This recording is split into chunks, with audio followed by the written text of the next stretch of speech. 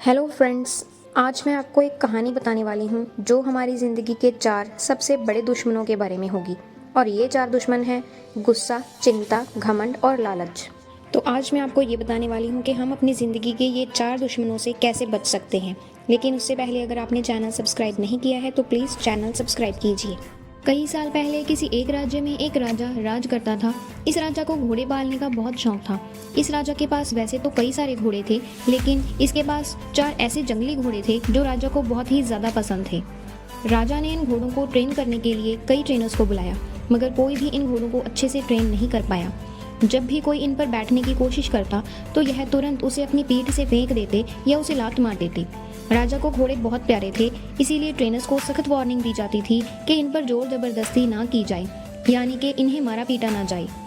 कई महीने निकल गए मगर कोई भी ट्रेनर घोड़ों को अच्छे से ट्रेन नहीं कर पाया। तब राजा ने अपने राज्य में ढिंडोरा पिटवाया कि जो भी व्यक्ति इन घोड़ों को अच्छे से ट्रेन कर देगा उसे बहुत बड़ा इनाम दिया जाएगा। कुछ दिनों के बाद एक युवा ट्रेनर राजा के पास आया। राजा ने अपनी शर्त की कि घोड़ों की ट्रेनिंग बिना मार पिटाई के होनी चाहिए, ऐसा उस युवा को बताया। युवा ने राजा की शर्त मान ली और अपनी तरफ से भी राजा के सामने 2 शर्तें रख दी। युवा ट्रेनर बोला कि मैं आपकी हर शर्त मानने के लिए तैयार हूँ, मगर मेरी भी 2 शर्तें हैं। जो आप मानो तभी मैं आपके घोड़ों को ट्रेन कर पाऊंगा। तो इस पर राजा ने कहा कि पहले तुम शर्त बताओ। ट्रेनर बोला, पहली शर्त यह है कि मुझे इन घोड़ों को ट्रेन करने के लिए कुछ महीने या पूरा साल भी लग सकता है, उतना वक्त दिया जाए। और दूसरी शर्त यह है कि इन घोड़ों के खाने पीने रहने का बंदोबस्त पूरा मुझ पे छोड़ दिया जाए। राजा के पास कोई विकल्प नहीं था। कोई भी ट्रेनर आज तक इन घोड़ों को ट्रेन करने में सफल नहीं हो पाया और अब तो नए ट्रेनर्स आना भी बंद हो गए थे। राजा ने युवक ट्रेनर से सारी शर्तें मान ली और उसे घोड़े सौंप दिए। युवा ट्रेनर अगले दिन से ही एक बड़े से बाड़े में इन घोड़ों को लेकर गया और वहाँ सबको खुला छोड़ दिया। ट्रेनर बाड़े के किनारे पर अब दौड़ने लगा। फिर दौड़ते दौड़ते थकने के बाद यह युवा ट्रेनर वही बाड़े में लेट गया। वहां से उठने के बाद उसने खुद ही घोड़ों को चारा खिलाया और पानी पिलाया। इन सब प्रक्रिया के दौरान उसने घोड़ों को नहीं बांधा था। अगले दिन भी ट्रेनर ने वही सारा काम दोहराया जो उसने पहले दिन किया था। यह काम उनका नित्यक्रम बन गया। वह घोड़ों को बाड़े में खुला छोड़ देता, उन्हें घास चारा खिलाता और बाड़े के किनारे किनारे दौड़ता रहता। धीरे धीरे चारों घोड़े भी उस ट्रेनर के पीछे पीछे दौड़ना शुरू हो गए। घोड़ों को लगने लगा कि ट्रेनर उनका दोस्त है और उनसे प्यार करता है। सारे घोड़े ट्रेनर के साथ बहुत ही सहज महसूस करने लगे। कुछ महीने बीतने के बाद एक दिन राजा अपने घोड़ों की खबर लेने के लिए और यह देखने के लिए कि ट्रेनिंग कैसी चल रही है बाड़े में।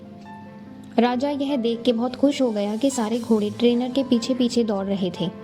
राजा को अब यकीन हो गया कि यह ट्रेनर ही उनके घोड़ों को ट्रेन कर सकता है। राजा खुशी खुशी वहां से चला गया। देखते ही देखते 1 साल बीत गया।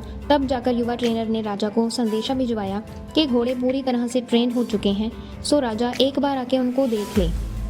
राजा की हाजिरी में युवा ट्रेनर ने एक के बाद एक सभी घोड़ों की सवारी की और उन्हें मनचाही जगह पर ले जाकर दिखाया। राजा यह देख के बहुत खुश हो गए। तो राजा ने युवा ट्रेनर से पूछा कि मुझे तुम बताओ कि तुमने यह कैसे किया। युवा ट्रेनर ने राजा को सारी बात समझाते हुए कहा, मैंने सबसे पहले इन घोड़ों को अपनापन महसूस करवाया, इनके साथ रहना शुरू किया। मैंने इनको आज़ाद करके यह जताया कि मैं इनका दोस्त हूँ और मैं इनसे प्यार करता हूँ। फिर मैंने इनको खाना और पानी देकर उनके और करीब जाने की कोशिश की और इनके साथ खेलकर इन्हें सिखाने की कोशिश की।